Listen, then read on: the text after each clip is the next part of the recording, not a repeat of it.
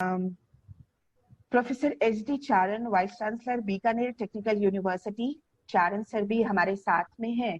तो I request Charan sir कि अपने यहाँ जिस तरह से उन्होंने वैल्यू एजुकेशन को पेस दिया, एक गति दी है, उसको अगर यहाँ पर शेयर करेंगे तो सभी के लिए वो काफी उपयोगी रहेगा। चारण सर, मैं अब आपको माइक दे रही हूँ, अपनी बात रखें प्लीज। हाँ, बहुत बहुत धन्यवाद।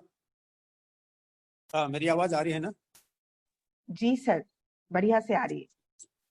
हाँ, चलो बढ़िया आनी चाहिए। ह्यूमन वैल्यू की बात है तो बढ़िया आनी चाहिए जी। और ह्यूमन वैल्यू में चूंकि खुशी शामिल है, शामिल क्या खुशी ही है, अंततः इसका जो ध्येय वाक्य है और ध्येय जीवन है उसमें खुशी है, इसकी बढ़िया आवाज आनी भी चाहिए।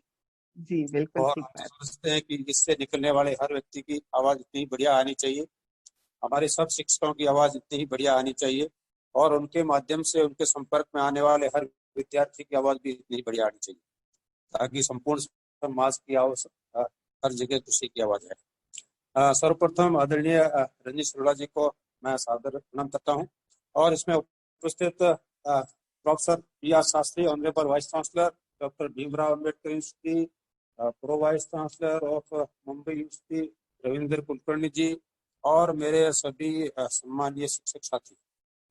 मैं विषय के बारे में तो जानकारी रखने की नहीं कहूँगा कि क्योंकि विशेष जानकारी अरोड़ा साहब ने रखी है।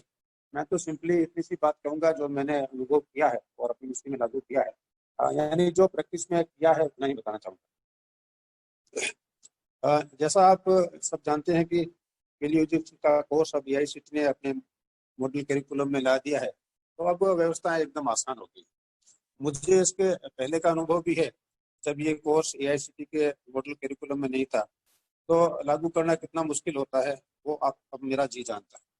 और आप जो सरकारी सिस्टम में काम करते हैं उनको पता है कि कोई भी छोटी सी चीज़ अगर जोड़नी हो तो बहुत सारे चैनल है। बोर्ड ऑफ स्टडीज कुछ कहेगी, फिर फैकल्टी आएगी, फिर एकेडमिक काउंसिल आएगी, फिर बोर्ड ऑफ मैनेजमेंट आएगा और इतने सारे चैनल से पास करते करते कहीं पे वो रुक ही जाएगा और रुक नहीं जाएगा तो कई वर्ष तक ऐसे ही होता रहेगा। और ऐसा नहीं हुआ तो उसके अंदर ऐसी कुछ चीजें जुड़ जाएगी, फालतू की जुड़ जाएगी, इस कोर्स का जो मीनिंग है वही बदल जाएगा। ऐसा मैंने प्रैक्टिकली अनुभव किया है। जहाँ मैं पहले था डीन था तो मैंने उस कोर्स को लागू किया तो अंततः हालांकि मैं इसी रूप में लागू करने में सफल तो हुआ, लेकिन उसका अनुभव बहुत जैसा भी रहा उसी से ही सीखे और यहाँ वाइस चांसलर बन पाया तो मेरे मन में था कि अब मैं ढंग से लागू कर सकता हूँ और इस कोर्स को लागू कर दिया। पर मैं जो महत्वपूर्ण बात आपके सामने करना चाह रहा हूँ उसको आप ध्यान दें कि ये जो कोर्स है ये आचरण का विषय है। ये कोर्स में अंत में देखेंगे तो यही बात सिखाया जाए कि जो कुछ आप कह रहे हैं, जो कुछ आपके विचार में है वो आपके आचरण में होना चाहिए। यानी हम मन को परिवर्तित करने की एक विद्या दे रहे हैं, व्यक्ति को तैयार करने की विद्या दे रहे हैं। तो आपको ध्यान हो तो एक बार महात्मा गांधी जी को जब पत्रकारों ने पूछा कि आपका जनता के लिए क्या संदेश है, उन्होंने कहा मेरा मेरा जीवन ही मेरा संदेश है। यानी उन्होंने कहा जो आचरण में करता हूँ वही संदेश है। यानी इस विषय इस कोर्स के माध्यम से हम आचरण ही सिखाना चाह रहे हैं और तभी तो कहा है कि एक लाइन में कहा कि स्व अस्तित्व ही अस्तित्व। यानी सब मिलके अगर हम अस्तित्व को समझते हैं कि हम सब मिलके अस्तित्व है तब तो कुछ सीखना है। और हम अलग अलग अपनी आइडेंटिटी को मान के चलते हैं तब झगड़े हैं जो देख रहे हैं। वैसे कोई नई बात नहीं, हम कोई सिखाया भी जो है शुरू से ही पढ़ाया गया है कि वसुधैव कुटुंबकम, जो पूरा संसार है वही हमारा कुटुंब है। अब उसको वैसे देखें तो हमारा जो अपना कुटुंब है हम अपने कुटुंब में भी लड़ रहे हैं, अपने कुटुंब के अपने घर में भी लड़ रहे हैं, अपने घर में रह रहे हैं, अपने घर रिश्तेदारों से लड़ रहे हैं और अपने देश में आपस में लड़ रहे हैं और देश मिलकर लड़ रहे हैं। तो जैसा अपना घर का कुटुंब है वैसा पूरा संसार का कुटुंब भी हो रहा है, लेकिन मानव से ऐसी अपेक्षा तो नहीं है कि वैसा बने। और मुझे लगता है कि इसी को ध्यान में रखते ये कोर्स बनाया गया है कि मानव से अपेक्षा क्या है और उसका आचरण कैसा होना चाहिए।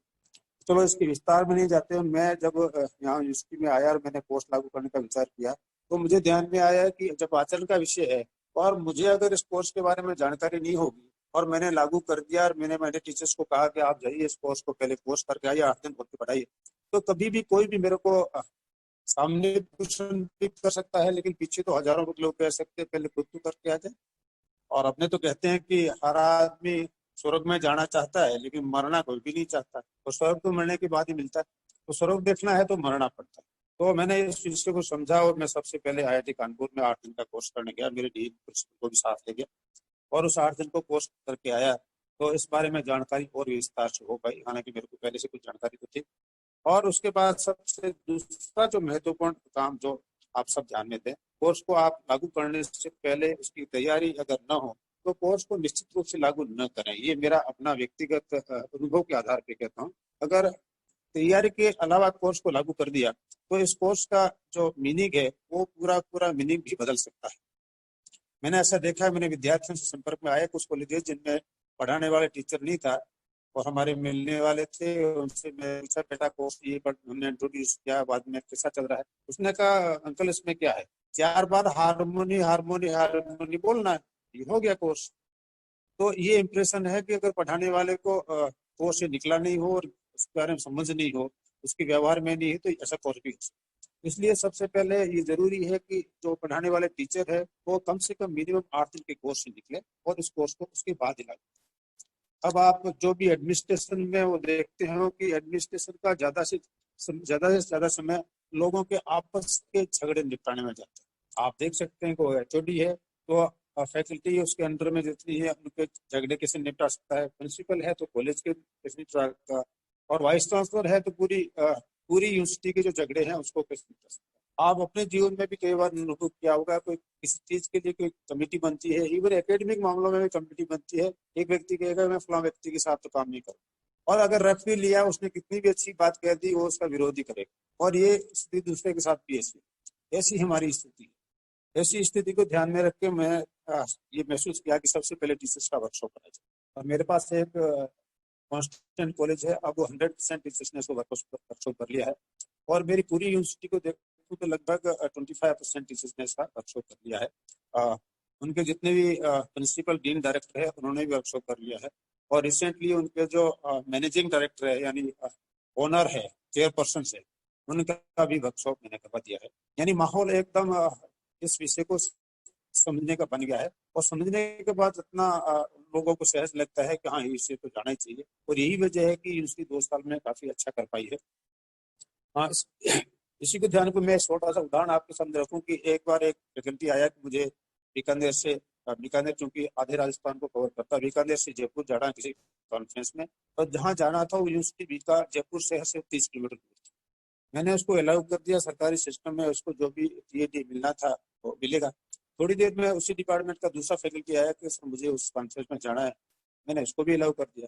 थोड़ी देर मुझे ध्यान आया कि 2 टीचर जा रहे हैं, यहाँ से जयपुर जाएंगे, जयपुर से आगे यूनिवर्सिटी में जाएंगे, पहले या बस में जाएंगे या ट्रेन में जाएंगे, फिर कोई टैक्सी पकड़ेंगे, काफी मुश्किल काम है। तो मैंने एक तुरंत ऑर्डर निकाल दिया ध्यान में रखते हुए कि 2 लोग हैं, 2 लोगों को मैं टैक्सी से परमिट कर सकता हूँ, इनको टैक्सी से परमिट किया जाता है। जैसे ही ऑर्डर निकाला दूसरे दिन एक फैकल्टी आया कि उसके साथ तो मैं जा ही नहीं सकता, मैं उसके साथ आज तक मैंने बात नहीं की, 11 साल हो गए मेरे साथ में नौकरी करते, आप मैं साथ भेजने का सोच नहीं सकते। मैंने कहा जैसे आपकी मर्जी।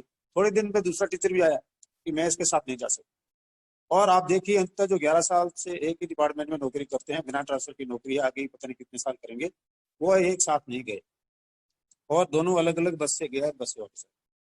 ये स्थिति थी।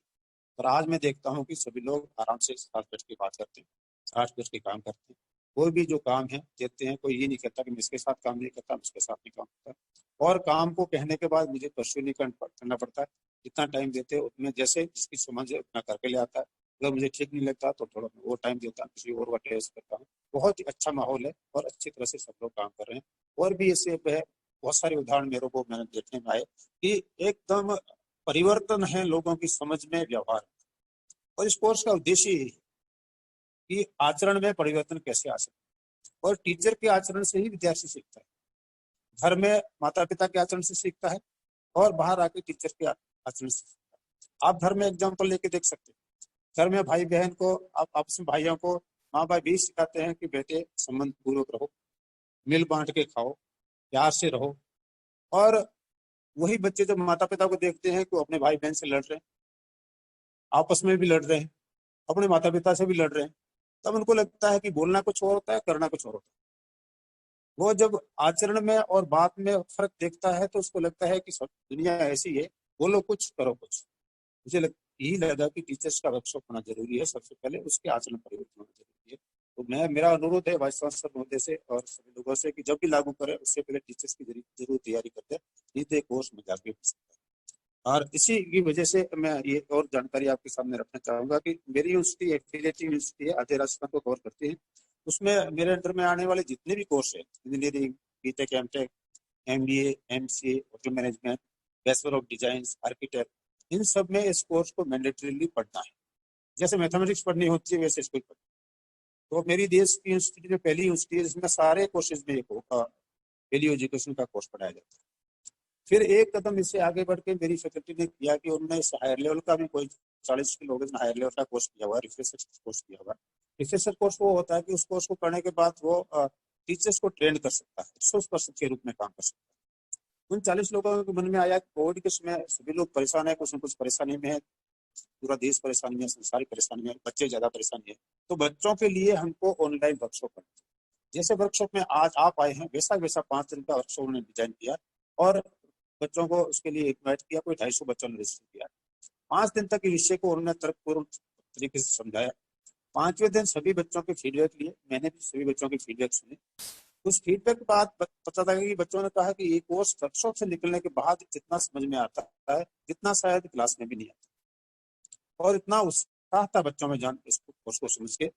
और उससे उत्साहित होकर बच्चों को हमने ये भी कहा था कि क्योंकि आप घर में हैं तो आप चाहें तो आपके माता पिता भी साथ जुड़ सकते हैं, छोटे बड़े भाई बहन भी जुड़ सकते हैं। हमने उनके भी फीडबैक और उन्होंने भी उत्साहपूर्वक कहा कि ये कोर्स तो चाहे इंजीनियर बने, डॉक्टर बने, चाहे खेती करे, पशुपालन करे, ये जानकारी तो हर व्यक्ति को कि आदमी आदमी बन जाए, व्यक्ति जो मानव बन जाए, ये जानकारी ये समझ को सबने विकसित की।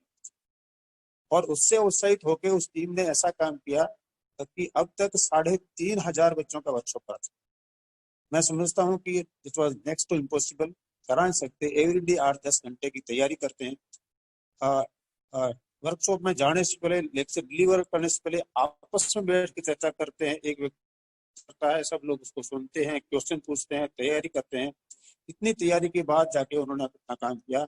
ये तभी संभव हुआ कि वो खुद इस तरह के वर्कशॉप से निकले। ये जो जीवन में उनके जीवन में मैं परिवर्तन देखता हूँ वो इस वर्कशॉप से निकलने से संभव हो सका है। अदरवाइज ये नेक्स्ट पॉसिबल। मेरे 35 साल के जीवन में मैंने ऐसा परिवर्तन किसी भी व्यक्ति के, तो मुझे लगता है कि जिस तरह से तैयारी कर रहे हैं और सबने इसमें अब दो राय नहीं बची कि ये कोर्स लगना चाहिए नहीं लगना चाहिए। ये लागू तो होने के लिए किस तरह से लागू होना चाहिए इसकी तैयारी की जरूरत है।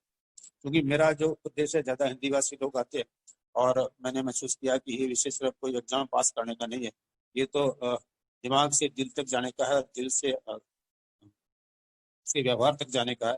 इसलिए इसको हिंदी में पढ़ाते हैं। अब मैं इसमें हायर लेवल के कोर्सेज की प्लानिंग कर रहा हूँ कि 5th, 6th, 7th, 8th semester में कुछ हायर लेवल के कोर्सेज हो सकते हैं, उसके लिए प्लानिंग चल रही है। मैंने पूरी यूनिवर्सिटी को 5 नोडल सेंटर में डिवाइड किया है। नोडल सेंटर में सब कौन पदाधिकारी हो सकते हैं ये तय कर लिया है, उनकी क्या रिस्पॉन्सिबिलिटी है, क्या क्या उनको कराना है ये तय कर लिया है। और एक व्यवस्थित रूप से जो कोर्स लास्ट पर्सन तक जाना चाहिए उस तरह की तैयारी से कर रहे हैं। इस सारे कोर्स में अभी मैं पूरे टाइम आपके साथ हूँ। जैसे कुछ जानना चाहें तो बहुत सारे मेरे अनुभव है, लेकिन थोड़े टाइम मैंने थोड़े से बताए और बहुत ही इंटरेस्टिंग है, जीवन के अनुभव है। मैं ऐसा समझता हूँ कि जो जीवन में है इसकी प्रयोगशाला भी है। इस कोर्स की खूबी भी यही है कि इसकी प्रयोगशाला कहीं बाहर नहीं ढूंढनी पड़ती, किसी व्यक्ति का संदेश नहीं ढूंढना पड़ता, किसी होली बुक का उदाहरण नहीं ढूंढना पड़ता। सिर्फ आपके जीवन ही आपकी प्रयोगशाला है, आपके जीवन से ही आपको सीखना है और आपको अपने आप को करेक्ट करते हुए अपने व्यवहार को, अपने आचरण को ऐसा बनाए कि आपके संपर्क में आने वाला तो हर विद्यार्थी समझे कि जीवन ऐसा जीना चाहिए। ये शिक्षक अपेक्षित भी है और शिक्षक तो समाज का आईना है। मुझे लगता है कि इसी ध्येय से अगर हम इस कोर्स को लागू करते हैं तो निश्चित रूप से ये बहुत ही बड़ा अचीवमेंट होगा शिक्षक का अपने जीवन में और यूनिवर्सिटी के लिए उसके अपने इतिहास में। इन्हीं शब्दों के साथ मैं आप सबका अभिनंदन करता हूँ। सभी मेरे शिक्षक साथियों को नमस्ते कहता हूँ और मेरे से संबंधित कोई बात हो कभी भी मैं आपके साथ हूँ। जरूर पूछिएगा। बहुत बहुत धन्यवाद चारण सर, अपने सभी एक्सपीरियंसेस को शेयर करने के लिए, जो वाकई है ना, न केवल आप लोगों के लिए बल्कि हमारे लिए भी उतना ही फुलफिलिंग है। और ये अपेक्षा बनी ही रहेगी आपसे कि ये 5 दिन आप हमारे साथ बराबर बने रहें। तो जब भी है ना किसी को इस तरह की आवश्यकता होगी तो आपकी शेयरिंग उनके साथ में कराई जा सके। तो बहुत बहुत धन्यवाद।